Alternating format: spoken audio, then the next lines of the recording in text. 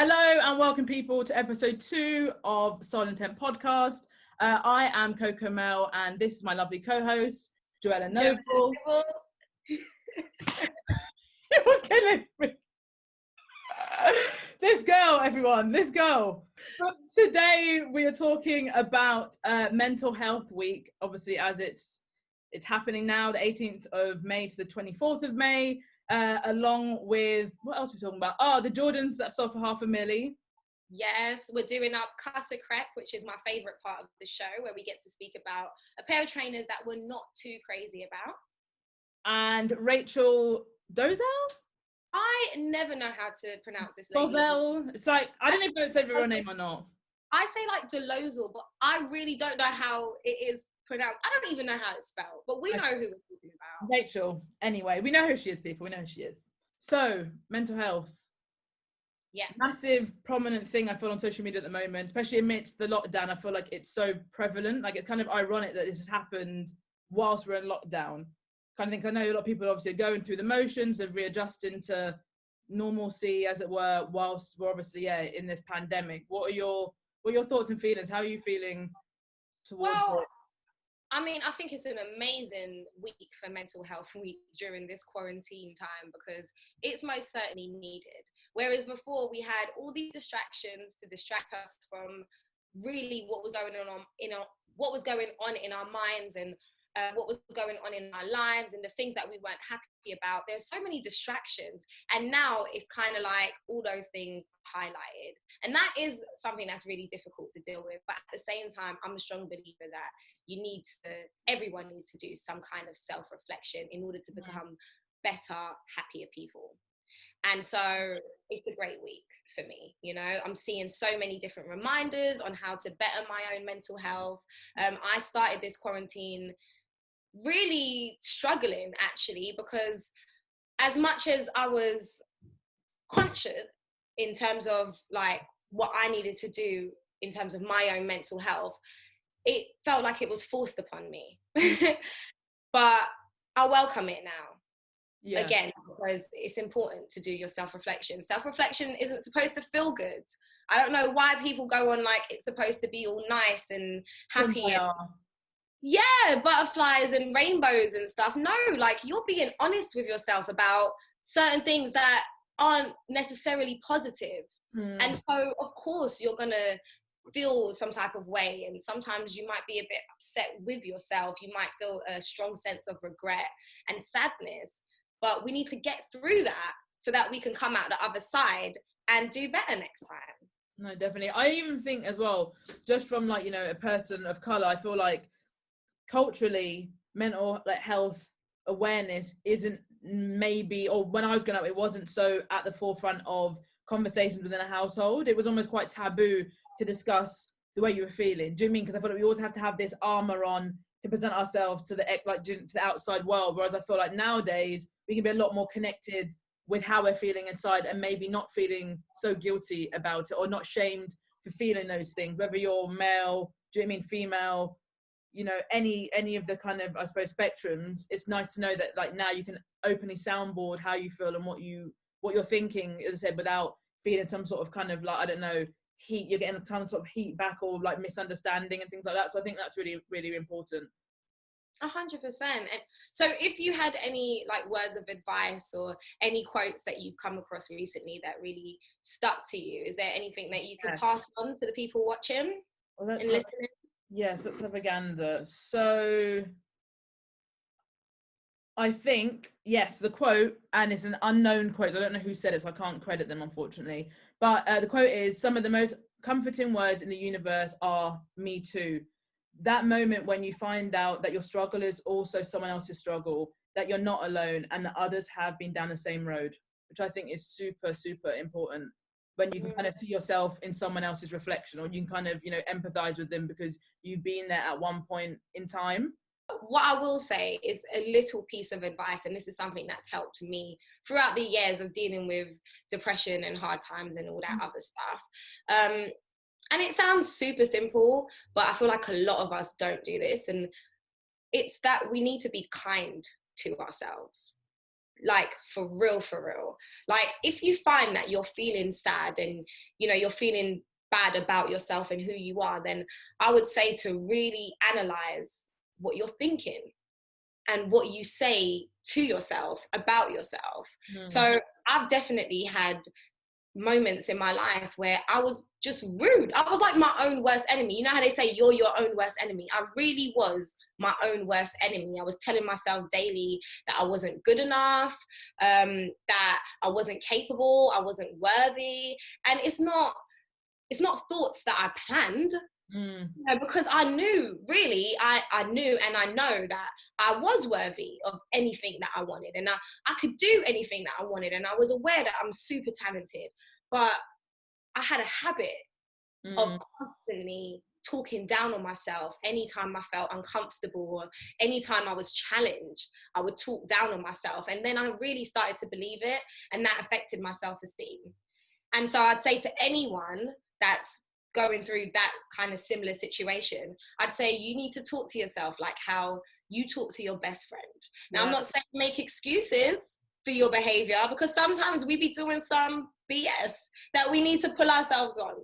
But I'm saying that the same way that you would say it to your bestie, do you know what? That wasn't really it. You shouldn't have really done that. You could have gone about that a whole different way. But let's think about how we're going to move forward. Let's concentrate on the positive aspects. Talk life into yourself. You know? And like that manifestation, like manifest it. I'm a firm believer of, like, you know, it's not if, it's when. Do you know what I mean? Like, especially like in lockdown, I feel like I'm having to like remind myself to use that tone. Like, do you mean like when we come out of lockdown? Like, I'm not like, oh, I wonder if I'll be busy. Like, my friends like, no, when you're booked and busy. Like, there's no if, buts, or maybe. It's a guaranteed sure thing. Because otherwise, I think like if you're that element of doubt slips into your head, then you then start kind of perforating it out, and then it's in the atmosphere, and then for you know it could be coming through on social, and do you mean, and then you don't, and then people are picking up on it, and then you almost kind of create like, you know, like an aura around you, like you emit an aura that necessarily isn't the one that you want to, like said, like you want to be putting out there. Yeah, 100%. I really agree with that. That's the energy that you're projecting, so that's what you're going to get back. But it's crazy because I think I was looking at statistics, and they were saying approximately 1 in 4 people in the UK will experience a mental health problem year on year. Obviously this week aims to get people talking about their mental health and reduce the stigma that can stop people from asking for help. So I definitely feel, as I said earlier on, within our community, with our culture, I feel like this is a major thing that we're still kind of getting to grips with. I think, like, I read like about a year ago something, there was a program on TV, and it shone a spotlight on Black suicide rates, and actually how high like that really is. You don't actually realize, you mean, within your community, that there are people suffering, and rather than them getting help for pride or whatever reason may be, then unfortunately taking their own lives. And obviously that death rate is really, really high, statistically a lot higher than I was even expecting. Like, it was a high, like double figure. It wasn't like, you know, 1% or 9%. It was going in, you know, the tens of tens. So I kind of, anyone kind of listening, just to know that you're not alone. Do you mean, like, you know, you're a simple phone call away or a DM away from someone, just let them know that you're not feeling 100%, and don't feel no way about expressing that, said to the people around you, the loved ones, because they would want you to tell them if something's not right. Yeah, and just a little bit to add on the end of that as well, Coco, is that really when we really think about humans and our natural instincts, I would say that it's not natural for us to be confined into boxes and to follow certain standards and certain rules that are forced upon us in society from young. It's not natural for us. That's why, like, as kids, we're running around and we're a bit more adventurous, and we've got, you know, a bigger imagination, and we're doing bits, anything's possible. But as we grow older, we've been like put under these limitations. So it's totally understandable if you've got mental health issues. I feel like you say 1/4, I say 4 out of 4 people, fam. It's just that we don't really talk about it, and you might not even know. I didn't know I was depressed until about a year after. Yeah. And I feel like I'm now really healing from that situation. You know, it takes time and it's not easy, but we all go through bad things and bad times. and it's normal. No, I agree. So I didn't even know. Like, I suffer from depression, and I wasn't even aware of it. Like, I was just going through the motions day by day. Felt worse, but didn't really know what it was. And obviously, for me personally, it was avoiding a mirror. Anytime I caught my reflection or a shadow or whatever of my body, that was it. Like, I think I was, I don't know, size 16 to 20. I can't even remember. And like, it was because medically I had to get put on steroids. I was having these really bad migraines, and they wondered if it was a tumor. So they're like, I'll get on steroids, it will combat the pain and whatever. Got on it, great. Headache subsided, but then my weight gained. And then I was just like 5 times the size of what I normally was, from a girl size 6, size 16. It was crazy. And when you're I think I was like 15, so I was in the pinnacle schooling age. I mean, all my friends are running around and whatever. I'm running only a couple steps, and I'm out of breath. I'm gassing. Do you know what I mean? I'm like doubled over. So for me, I was like, I can't like live that. This can't be like how my school year is gonna go. So I got off the pills, lost the weight, and then thankfully the headache subsided, and I didn't have to kind of, live in pain, inwardly. I kind of like released all the stress and the pent up emotion I was feeling. But yeah, it's kind of crazy. Wow. Look at me learning about you. Just sharing, just shedding. I know. This is my therapy. This must be my therapy in quarantine, clearly. Same. Should we move on to the next point? The next topic. So the next topic that we're going to speak about is a very interesting topic, actually. We all know who Rachel Dolezal is. I don't know how to pronounce her last name, okay? And I've been trying for like the last 5 minutes, and it's not going well because I really thought it was Dolezal. Regardless, I digress. If you don't know who she is, then she is a white lady who identified as Black. Regardless of her European ancestry, both of her parents are both white as well. She was also one of the presidents in the NAACP, and she lied about her ethnicity for a really, really long time. I know Netflix have a documentary about it right now. I haven't seen it, but on this Netflix documentary, it shows a scene where she was painting a picture, and it's got her face in it with like, a head wrap and like big jewelry and all that good stuff. It turns out that not only did she appropriate Black identity, she has appropriated my friend's art, quite basically. So this picture you see behind Coco, this is one of my best friends. Her name's Ayola. She's the model. Featured here in this picture. The photographer is Anita Kwanzaa, and actually the picture was inspired by Anita's grandmother. So you could see that Rachel has taken this picture and she's replaced my friend Ayola's face with her face without giving any credit to the model or the photographer. To be fair, like I feel like she's been like a thorn in our sides for so long.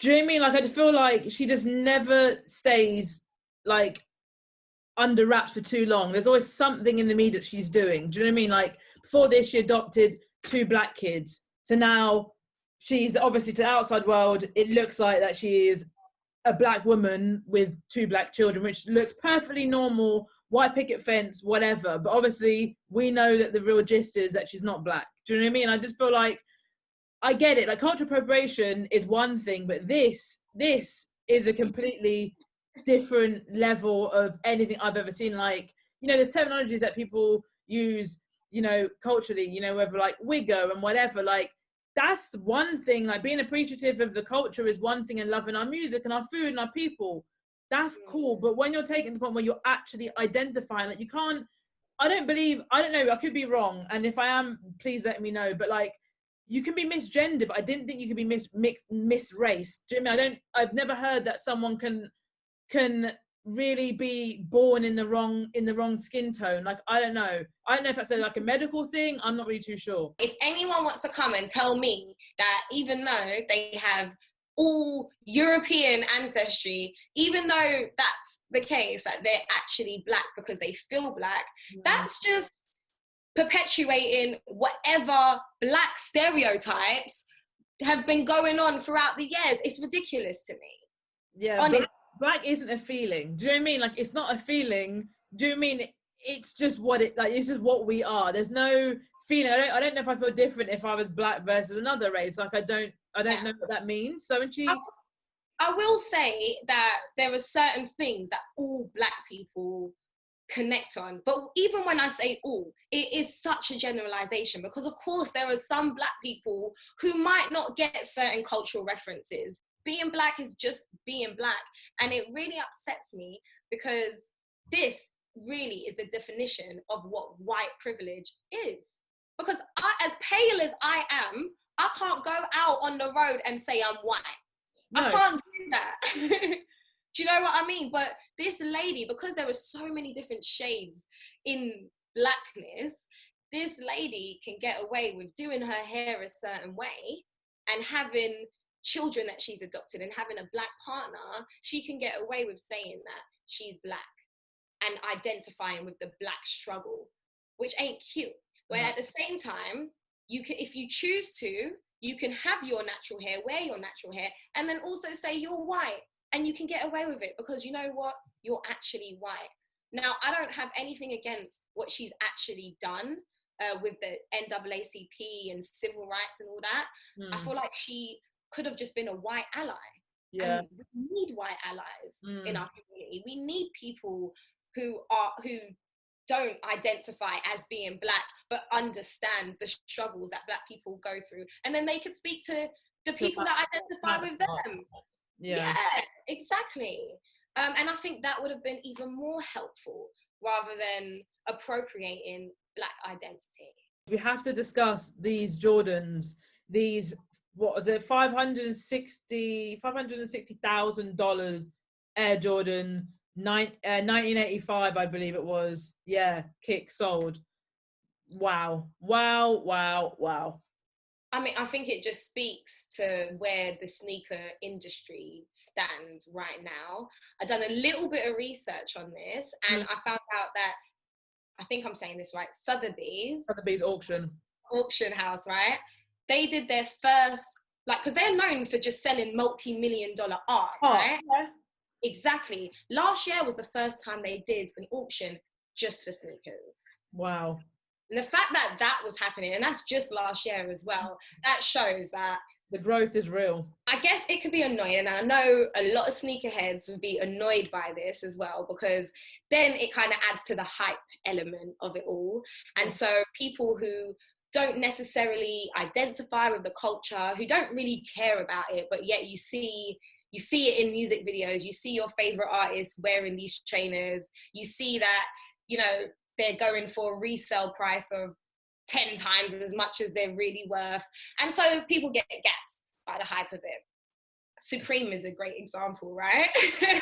Supreme, Palace, Off-White, any of those really, like on a resale tip. Do you even got to look at StockX and to see how much stuff is going for, kind of thing? Like, it's wild. It obviously gets frustrating as well when you are an avid sneaker lover, and it just takes, for example, someone to see The Last Dance on Netflix and automatically, oh, I love Jordans, I'm a Jordan fan, and then we're trying cop.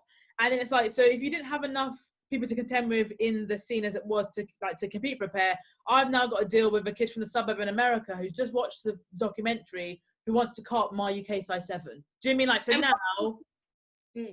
Sorry. No, sorry, babe. So now I'm battling way more people for the bit than I would do, say, pre-documentary. I feel like documentaries have had a massive effect on the scene. Like, it's almost revived everyone's love for a Jordan. If you didn't know about it before, you gravitated towards it now, because now you have the history, the backstory, and the catalogue of outfits that Chicago Bull team are wearing.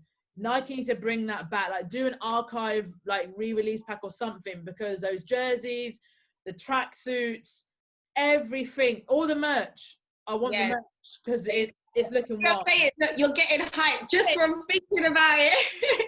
You're not going to be able to get it because all the bots and all the suburban kids who have the money, I can't afford everything they're releasing. Yeah, literally. I'm on a freelancer's budget, damn it. And it's quarantine, like, come on, in the middle of a pandemic. You've obviously, of doing research, you've obviously seen the pair and how, like, not battered, but how loved in they actually, like, they look. I feel like you could see that in a car boot sale and not really deep. Like, the severity of what those, like, Jordans, like, even are, what they symbolize. You mean, so I feel like now the resale market's going to be crazy for new Jordans, but also for the throwback OG pairs that are breaking at the heel. People are still going to probably cop them just to have a piece of history. Do you know what I mean? Yeah. And I get that, but at the same time, like, are you doing it because you really love it, or are you doing it just because it's hype?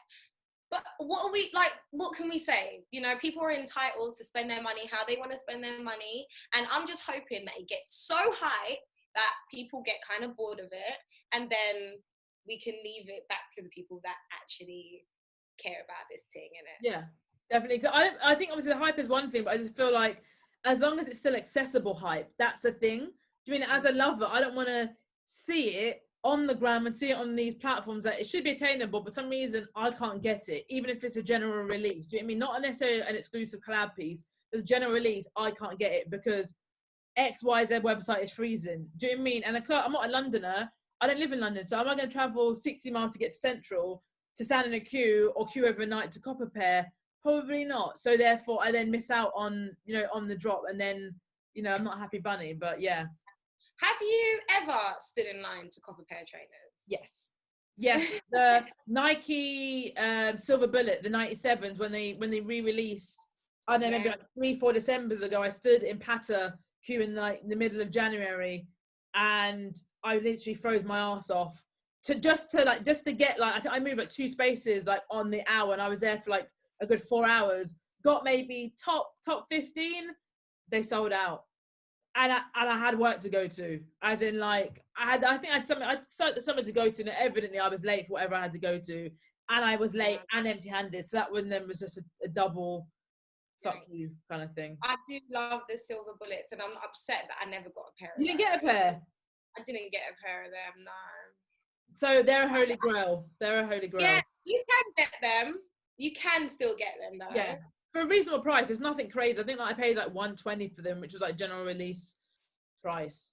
Yeah, it ain't a madness on the price, but they are beautiful trainers. What about you? Have you queued? Have you camped?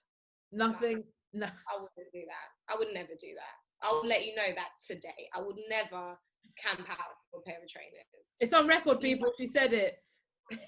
Until one day you see me with a tent. Have you been buying trainers during this quarantine? Hell to the yeah. Like, I've still been setting my alarms every Thursday for certain drops. I've still been getting up at 7 a.m. to cop what was I trying to cop? Oh, the Brazil Dunks the other day on Nike for £85. Okay. Did you get them? No, didn't get them. Didn't get them at all. And then a couple of others. So yeah, I'm still copping. I could cop the Nike Spiridon Cage 2 in 2 colorways I couldn't decide. And then I got them and the quality was a bit iffy.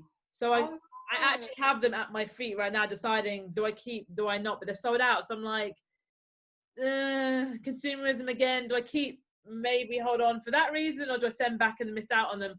I don't know. I have like the angel and devil on my shoulder right now. So yeah, I'm still attempting copping, but luckily I'm in the position where I'm getting gifted stuff as well amidst lockdown. So that kind of helps kind of like balance it out a little bit. What about you? Are you copping? Are you getting gifted? What's the sitch? I've copped a couple of things, but I'm really trying not to, because again, it's the consumerism aspect of it. Yeah, and you know, like right now I need to be buying food and stuff rather than trainers. Where am I wearing these trainers right now? But then when they come out and everyone's got them and I don't have them, it will upset me.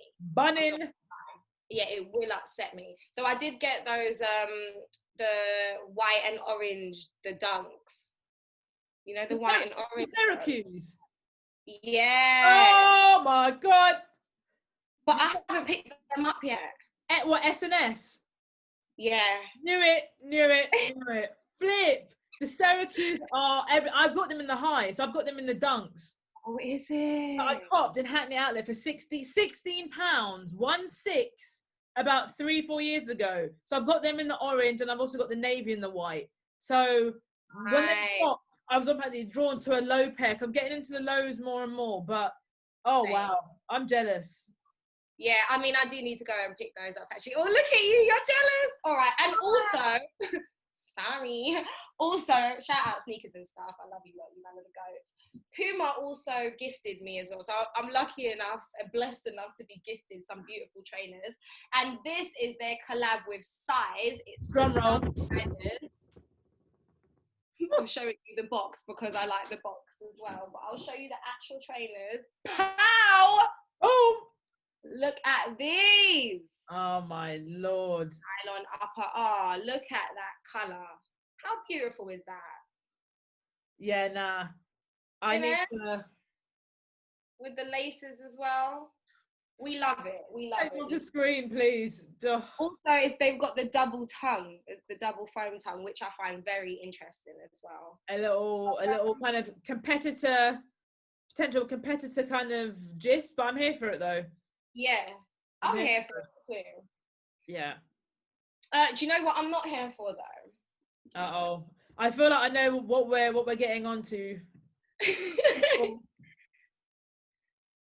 I'm absolutely not here for these £600 Valentinos that look like I've been stepping in mud all day or something worse.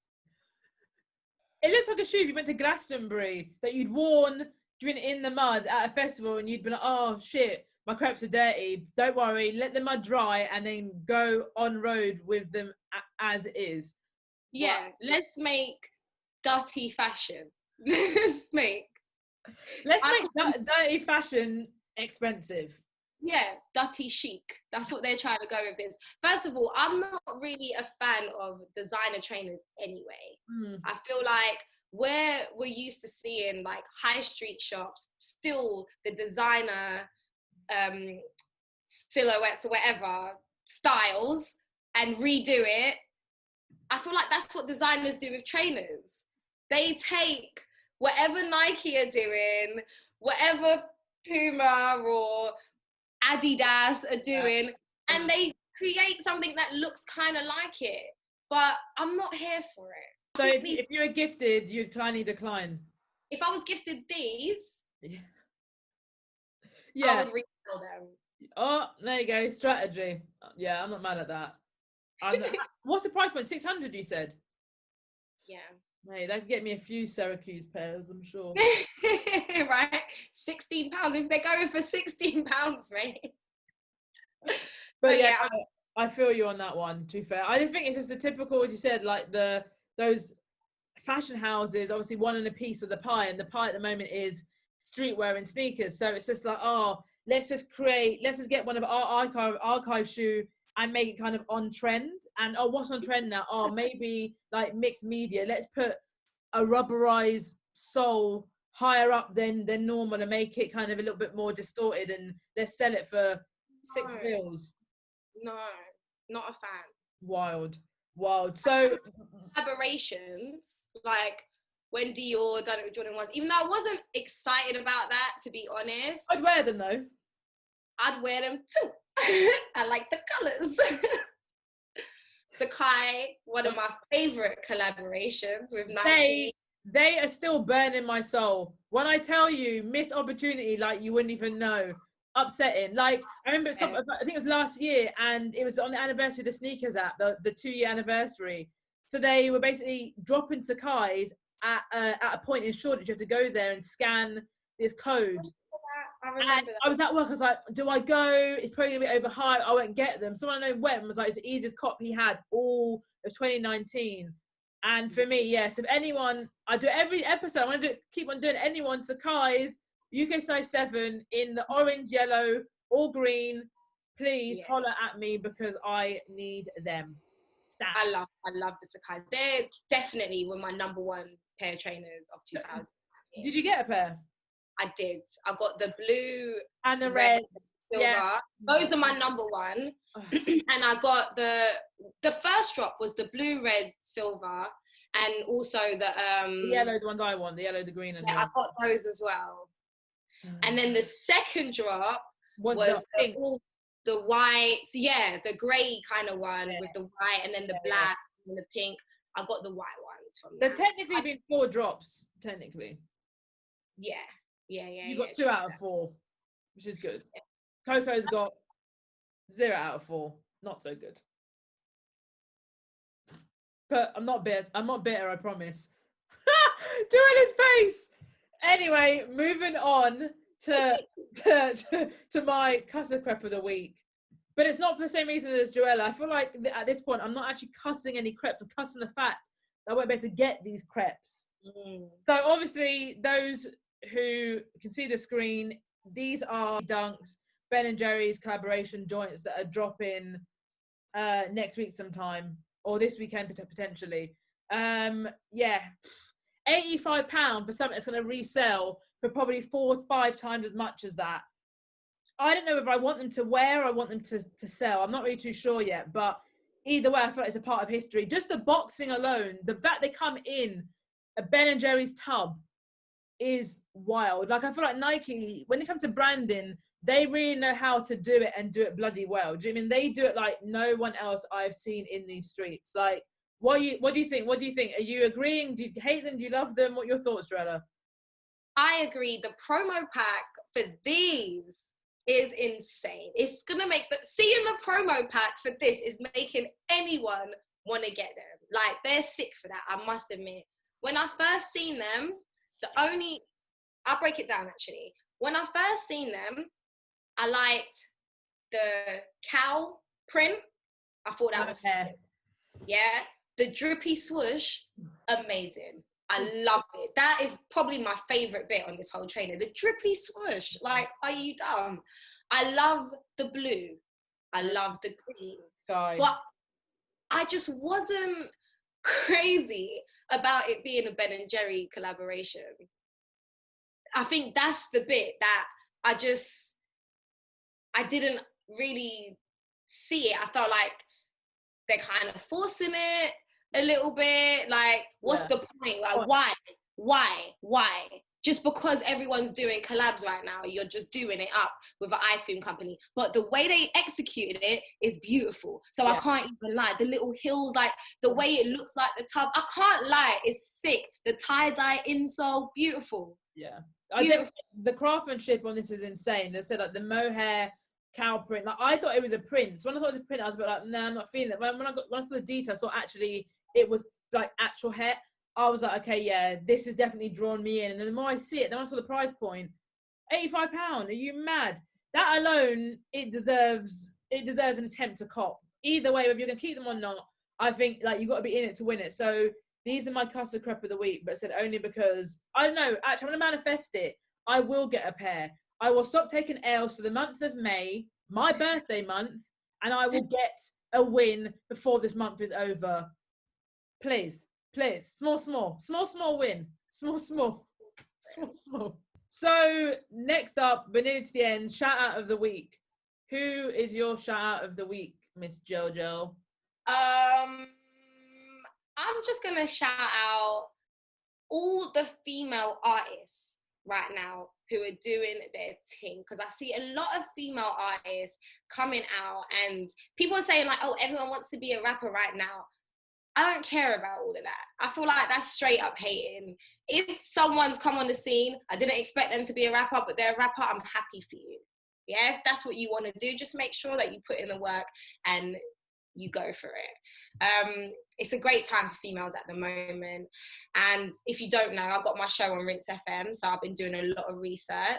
And there's just so much talent.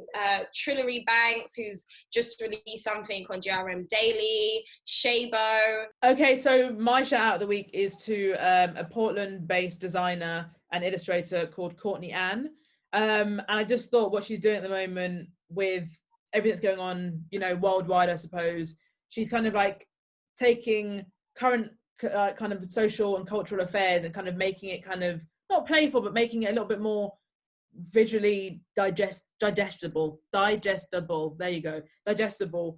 In this sense, which she's done it in the sense of as a white woman, she's done it talking about white privilege and what allyship means, and what, you know, the white society and community could be doing more for people of color, and kind of, you know, I suppose championing us a bit more, and obviously the lives that have been lost lately to, you know, brutality in America. So she just kind of, yeah, found a really kind of just like nice visual way to kind of, I suppose, yeah, make it a bit more palatable as well for people who maybe aren't a minority to actually understand, you know, the hardship and things like that. So yeah, shout out the week is Courtney Ann, and Courtney spelled normal, and then Ann, AHN, is her Instagram account, I think design at the end. Amazing. I love that. I'm going to do a bit more research as well. Well, big up all the ladies, them, Obvi. And that really concludes our episode for today. So thank you guys so much for listening. Make sure you follow the Soul Intent Podcast Instagram, which is at Soul Intent Podcast.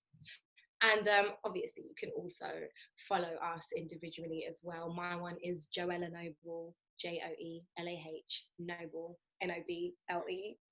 Coco Mel, I'm going to tell them your one. Coco, COCO_Mel, MELL. Don't ever Got it, people. I know the thing. I hope you guys enjoyed it today. And please, if you have, then share, comment, all that other stuff. Follow on Spotify as well, people. Spotify and Google Podcast as well. So yeah, Soul Intent, as Joella said, on all of those platforms. And yeah, use a hashtag as well. If you rate us, want to share with your peeps, hashtag Soul Intent Podcast. Much love. Thanks for the shout out and the love we've got so far for episode 1. Really means a lot to both Joella and I, and obviously want to make sure we keep hitting you guys with content. So if anything you want us to discuss in next episode, drop us a line individually or on the DMs, and yeah, we'll definitely try and piece it into our schedule next week. And that is that. Thank you guys for listening to another one of these for us, by us, Soul Intent podcasts. Have a good one. Peace, people.